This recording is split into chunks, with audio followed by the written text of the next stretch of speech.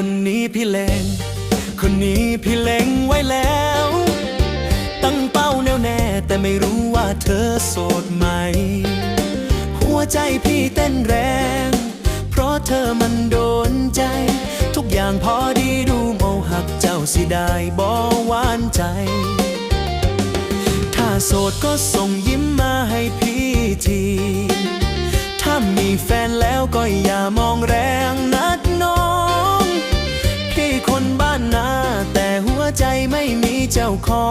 งรักจริงไม่หลอกอยากบอกให้รู้เผื่อเธออยากลอง